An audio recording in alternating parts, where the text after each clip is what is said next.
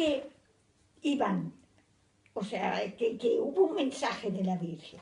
Ahora bien, ¿cómo la madre se enteró? Yo iba los sábados a misa a las 8 a la Guadalupe.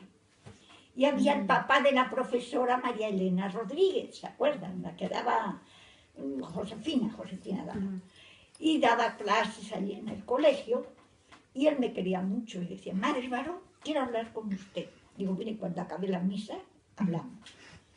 Mire, mi hermana y otras 2 señoras de edad avanzada se fueron a hacer un viaje de esos de diversión y de descanso, y se fueron a Portugal. Están en el hotel, en Lisboa, y oyen por todos los parlantes.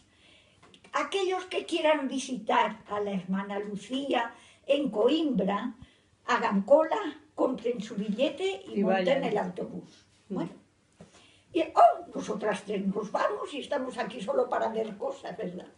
Entonces se montaron el autobús, llegaron allá, y efectivamente Lucía era de clausura, tenía la reja ya y salió con la superiora y todo.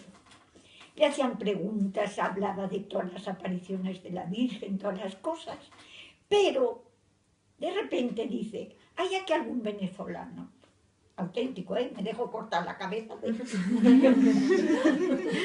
¿hay aquí algún venezolano? Sí, aquí estamos 3. Entonces dice, miren, les tengo un mensaje directo de la Virgen, porque yo sigo viendo a la Virgen, ella seguía viéndola. Quiero decirles que van a sufrir mucho, que van a tener muchos problemas, pero al día siguiente que acabe todo, creerán que están en un paraíso. Mira qué bien, pues... Virgen de Fátima, aprobada por el Papa, milagros, santuario, todo lo que tú quieras. Ella dijo eso. Pues que así sea. Pues amén. Amén.